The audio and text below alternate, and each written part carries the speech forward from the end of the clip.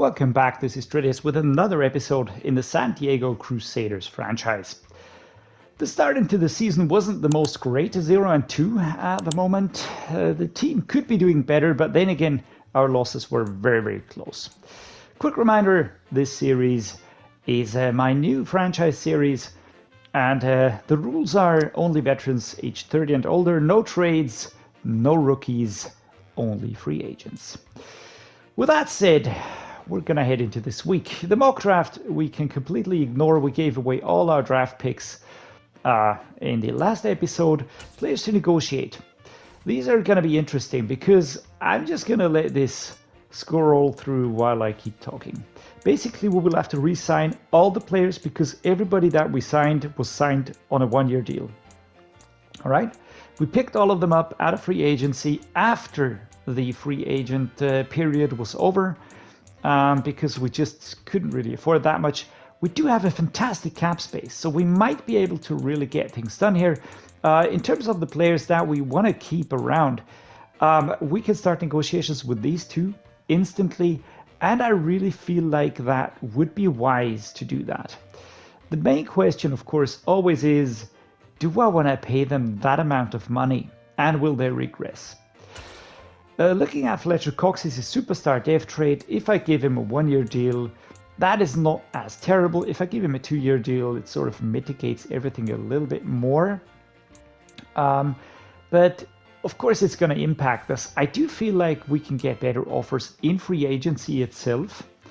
And apart from, for instance, the quarterback, there are a few positions that are really critical. I'm going to let that simmer for a little bit, not going to delve too deep into that. Next up, we're going to take a look at the Seahawks. The Seattle Seahawks drafted Bryce Young in the 2023 draft. They've got Teddy Bridgewater and Jacoby Brissett as the backups, but Bryce Young with a hidden depth trait, 79 rated already, looking very good. 17th ranked at the moment. Halfback is Kenneth Walker III, DJ Dallas and LaMichael Perrine. These two, of course, not as exciting, but Kenneth Walker III definitely looking very good. Start F trade 83, age 22. He's gonna go a long way. Fullback Mason Stockey, wide receiver DK Metcalf still there. Tyler Lockett also still there. Jackson Smith and Jigba, another rookie that they brought in. And if you pair these two, he's a hidden depth trait as well. He just is super well rounded already at age 20. Dwayne Eskridge and Zay Flowers are the backups here, I would say, but a very strong wide receiving core. Tight end Noah Fant, Will Disley, and Colby Parkinson. I would say solid tight end room, comparable to ours. Nothing crazy in there. Left tackle Charles Cross at the 2022 draft. Stone Forsyth as well. Charles Cross, a very solid left tackle. He's got a start F trade, 22 years old, 77 overall. Used him in a few rebuilds, very nice. Damian Lewis, left guard, and Casey McKnight. Damian Lewis, he was there, I think, already. Yes, he is a solid choice, I would say, with the start F trade. Of course, Sam Mustipher and Nick Gates are the centers. I don't think that Nick Gates was there before. Yeah, I was with the Giants before. He's now newly acquired by the Seahawks. Nate Davis, 26 and 80. Gabe Jackson, 32 and 78 behind him. Nate Davis here, 26, start F trade, 80 overall, 11th ranked right guard. Super solid choice. Let me just do a quick check if he joined from somewhere else. Yeah, he came from the Tennessee Titans.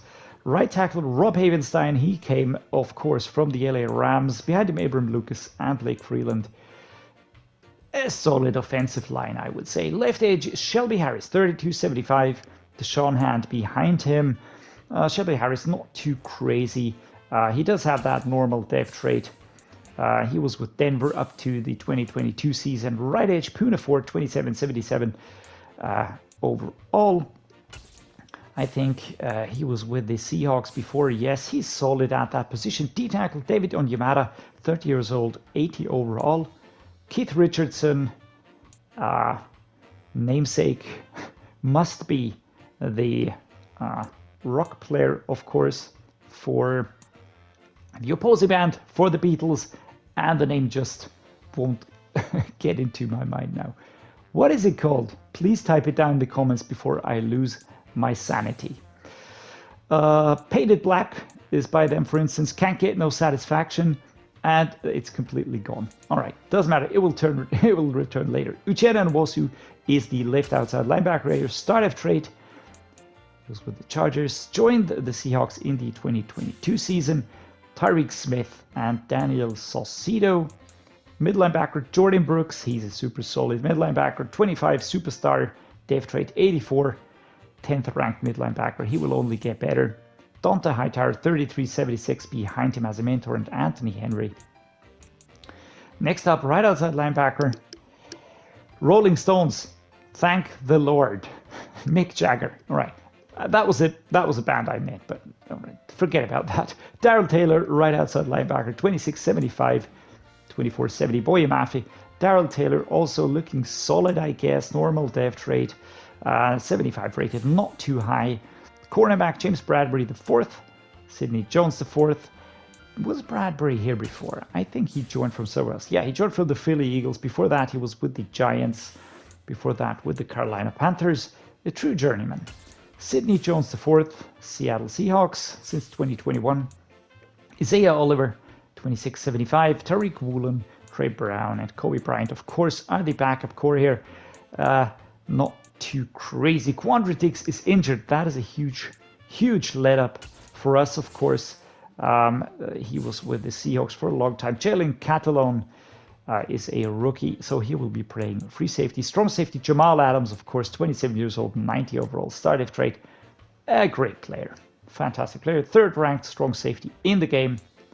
Absolutely fantastic. Keontae Collins, a rookie. Kicker Will Lutz, and punter is Michael Dixon. The weekly strategy, and here is where there will be no surprises, is I think we will have to focus on that short passing. If we focus on deep passing too much, they're gonna outplay us. And the short passing is an important part of the attempt to hold opposing teams. Only Troy Hill is really tired at the moment, so we're gonna exploit that, go with full pads. Throw it short. That might be what we're going to be doing this time. Player health, practice intensity, full pads, but we're going to be splitting. I just want to keep the status quo. I don't want any injuries. Team profile. The weekly game plan goal, of course, is 200 plus rushing yards. Nope, 1 interception is what we're going to get. 24 points or less. 250 yards. That works for me. And we are going to go with win the turnover battle. Defensive training results are in. Here we go. Defense has completed training. A hip pointer for Pat Peterson. All right, that is only well the backup corners. Not too bad for us. Not a lot of experience points, as you can see across the board, but also no injuries on offense either. All right, that is great. Only one, that's Pat Peterson, a hip pointer. Not too bad. He shouldn't be out for too long. Let's upgrade the players. All right, only one Fletcher Cox. We're going to add one to run stopper. Really thinking hard if I want to keep him, because if I keep him now, I'm going to have to pay more than if I pick him up in free agency. So let's see. We do have the funds to do that, though. And I'm really tempted at improving our stadium somewhere, right? Happiness is fair. We still have good ratings overall. I think I'm going to leave it at that. But I want to improve the stadium in the first year, but we will have to be very, very sensible about that. Looking at the roster, there aren't too many things that are really up for discussion here. The only thing is if I maybe want to put Julio Jones instead of A-Rob maybe, or have Marquise Goodwin higher up because he's just a super quick player. That might be something worth thinking about. Who do I have as a specialist? Slot wide receivers, Thielen. He is the best suited for that, of course. Power halfback is Melvin Gordon. Raheem Mostert, not as much. Third running back is Jordan McKissick. That works for me. Practice squad, still empty, of course. We don't have any practice squad players that would fit our rules. With that said, we're off to the game. Our beautiful new home stadium to be seen here. the helmets as the Seahawks are going to be facing off against the San Diego Crusaders. Bryce Young, 269 yards. I knew it. 4 touchdowns last week. Oh my God. Well, those are numbers that Dak Prescott can only dream of at the moment. As we can see the showcasing of the uniforms here.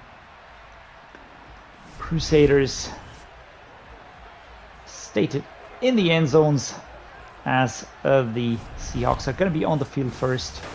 We're going to be on the field second since we're the home team. And always a nice intro.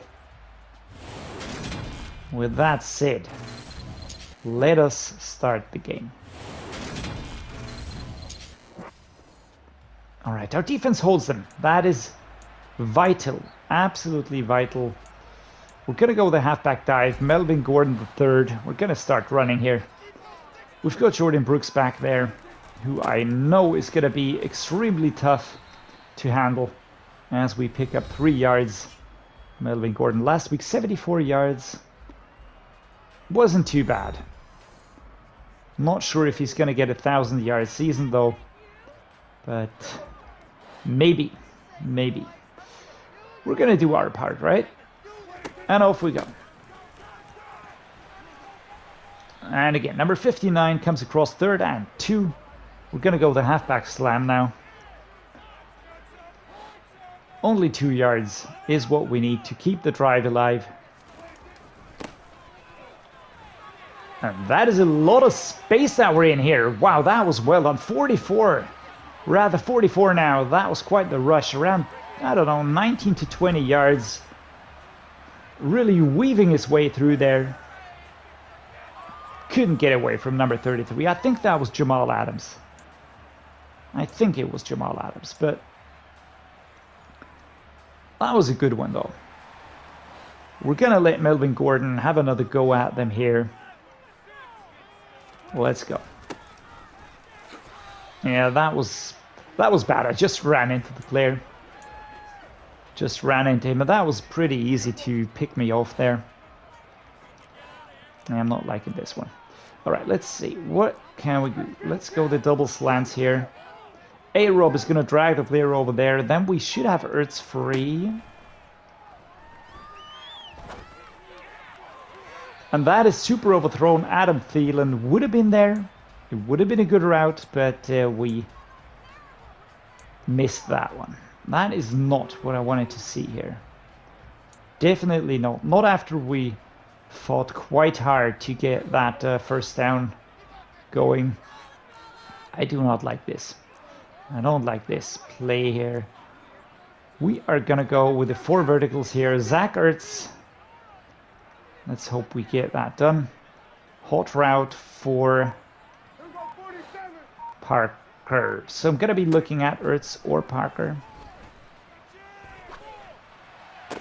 And that was a good one by McKissick, who's going to save himself. Step towards the out of bounds area. Stopped by Jamal Adams, but not really stopped. So the coach figuring out what to do next here. And that was a good one. Dak Prescott taken down here, but McKissick really getting us going over there. 26-0 out of the single back formation, left hand side run. Think this should work. We could go with a left edge attack as well, a tight end attack as well, but not sure about that. Oh, he put him on his back. I should have been through. Should have been through. Couldn't get it done. 2nd and 3. All right, let's keep going. Let us keep going. This is a real opportunity right now. Put on his back here. 3rd and 1. Halfback dive. Right hand side. It's basically a straight run. That's going to be the final action in this first quarter here. As the quarter comes to an end.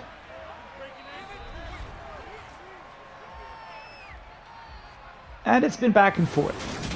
It hasn't been all us or all them. A halfback dive next up again. I think pounding the run plays for the moment is the right thing to do. 2nd and 7. We do have gains, but they are solid, man. They are a really solid unit. We're gonna go the quick slants here. I'm looking for Ertz. And here we go. We're just gonna sort of save ourselves from the impact. And this is Stocky and Bryce Young. That's the fullback and the quarterback talking things through. Do we have a better solution here? Nah. Let's go with the run play. And that is actually not bad as we push into the end zone. And that is the first real touchdown for the San Diego Crusaders by Melvin Gordon III at home. And that was a very important one for morale, for the scoreboard. And we push in. Jumping forward. Well done, man. Really well done. Come on, defense. And defense holds them. That is super important. Actually, also in a pretty good position. So we're going to go with Melvin Gordon again. We are going to go with Melvin Gordon again. That's going to be 3 yards on the rush. Another halfback dive. Is he tired? He doesn't look tired. All right. Do I dare go with Adam Thielen on a smash drive? Do I dare go with that?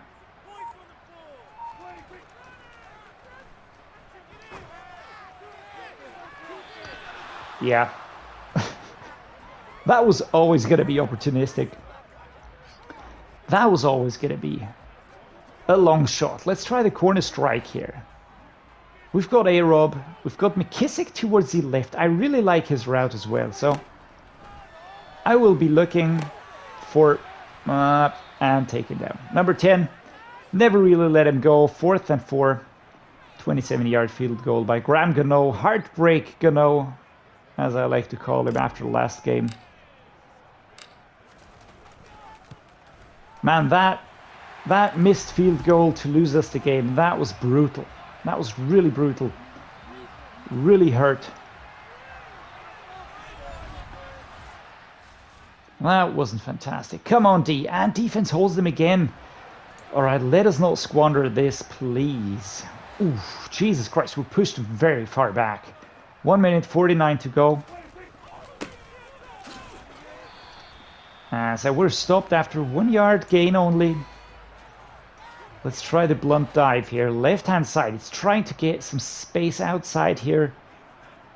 I am a little bit hesitant to be too daredevil about getting out here. The cross wheels, but those usually need some time to develop. I could go with Thielen probably. Oh my freaking hell, and I just knew it.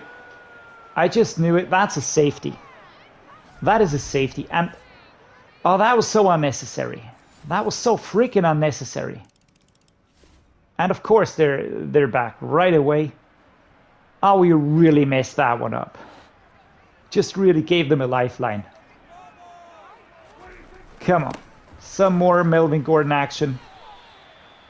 Or magic, or whatever you want to call it. Let's go the halfback dive. 7 seconds on the clock here. Yeah, we're not going to change the score here anymore. Unless we have a 100-yard run here. Which is not going to happen, of course.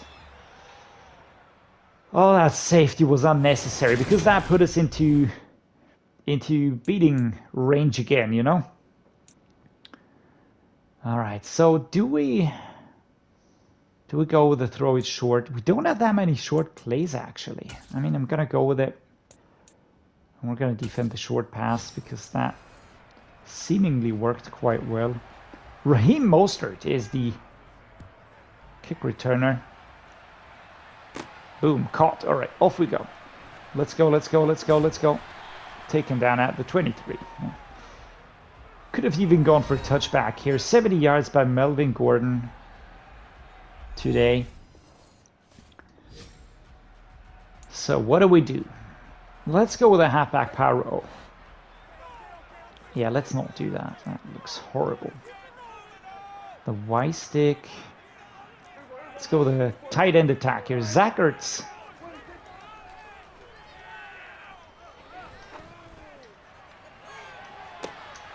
Oh my lord. We tried going for it.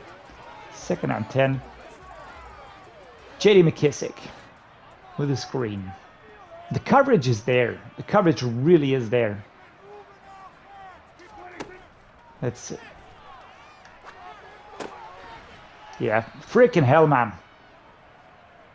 He was just waiting for us there.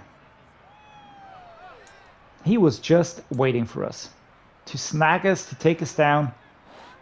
That never really got going. Adam Thielen or Devontae Parker. Those are my players. I am looking towards... All right, Adam Thielen. That was good. What? 4th and 14? That was not in bounds, was it? Jesus Christ, man. That ball took ages. Right foot, and he steps out of bounds. Jesus Christ. That is just painful, man. That is just super painful.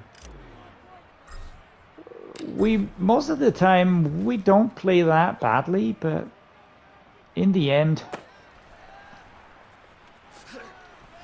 come on, can we stop him? Thank you. Just hate it when they start weaving left, right, and center. They're starting at the 40, hold them, and it's not happening. It's not happening. The defense can't hold them, and we are up against it. 5 points behind.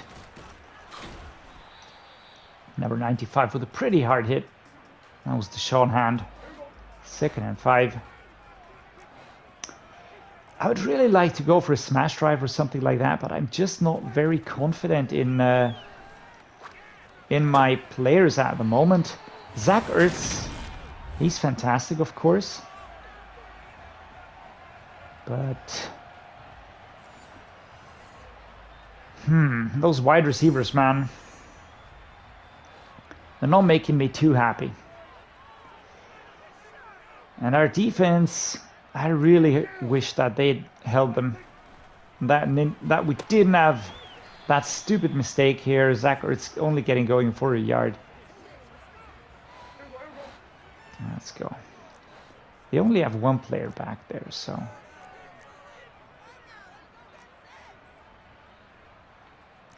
Let's go with this one. Let's try to read.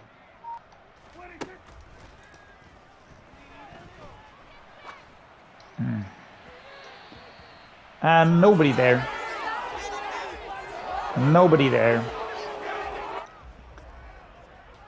Devontae Parker is the primary receiver here. I mean, I'm looking for Zach Ertz on this one to get that first down.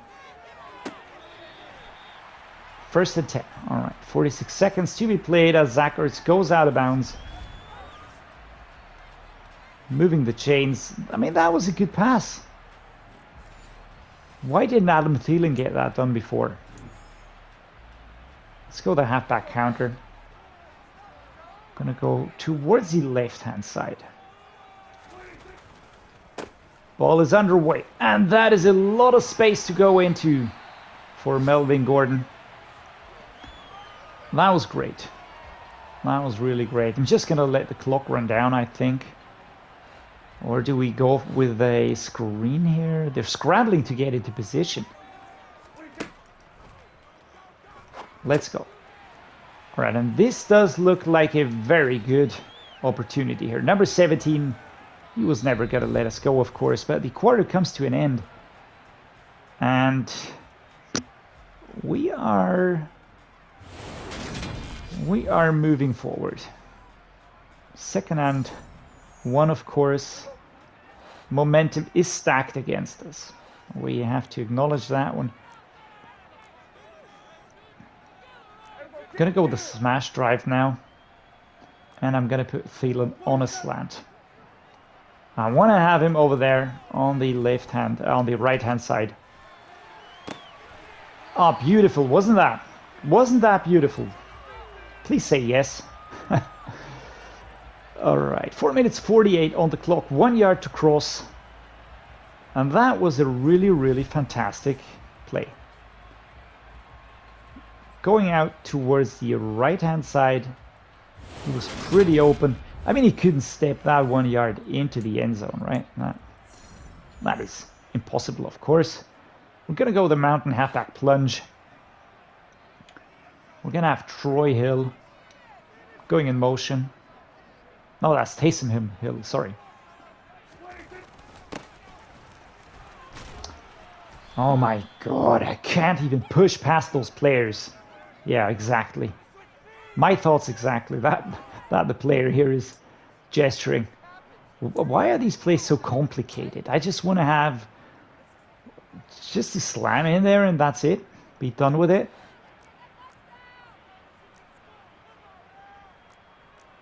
This is a complicated playbook, I feel like. And that is a fumble. Are you kidding me? Are you kidding me? Why? Oh my god. I don't even know what to say. I mean, we're moments away from getting that damn touchdown. And then he drops the ball. That is insane, man. That is just insane. I mean, we stopped them at the 40, so everything all right, but come on, man. That is just terrible timing. All right, my center can't hold the player because that would have been critical here. I'm going to go with a flood drive. Adam Thielen or Devontae Parker. Can't separate from the player. Cannot separate from the player. Take a look at just, oh my god, it runs into the player and now sort of bunching up there. And that costs us, and that is why the ball is just a yard away. He would have had the distance. I'm not too worried that he wouldn't have been there, but... And just please go, oh, thank the Lord that we evaded that tackle. Because that would have stopped us right on our tracks. Catalan really connecting here with that tackle. They're setting up for deep passing at the moment, which is okay for me, I guess. Can you please get away from Jordan Brooks? I mean, what the hell are you doing? I don't get that. I get it that this is that it's a screen and you need to wait and all that, but I mean, he's just standing next to the player. The offensive line players are paying no attention to where the defensive player is. It's just running in between and just waiting for them to give him the ball. All right, that's a flood. And that is going to be a very tight setup there. The action wide receiver cross. Let's try this one. All right, Adam Thielen gets the ball. 36 seconds. We're going to call a timeout now. We need a touchdown.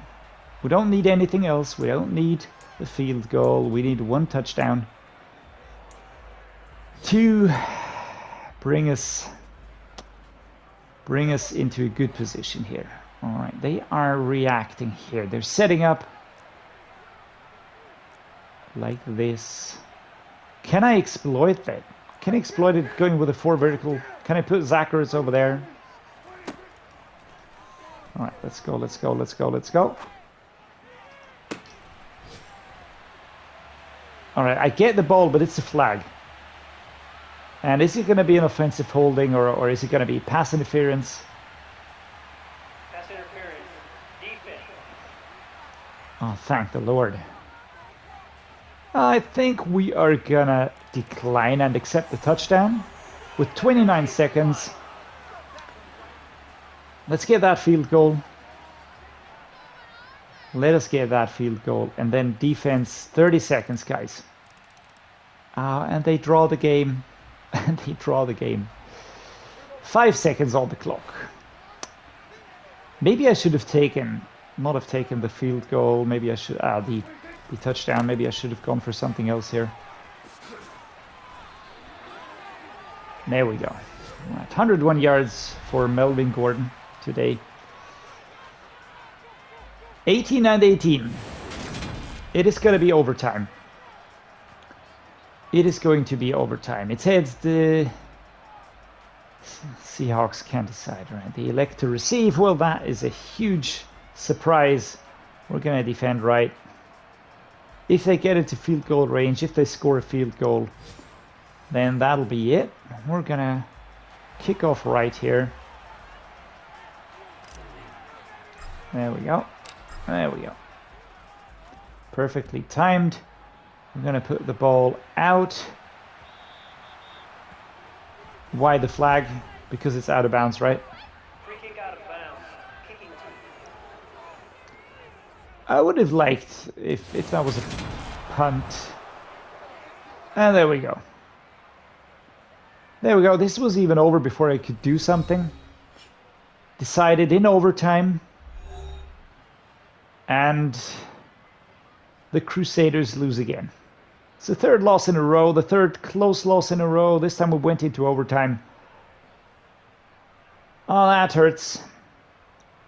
That hurts a lot.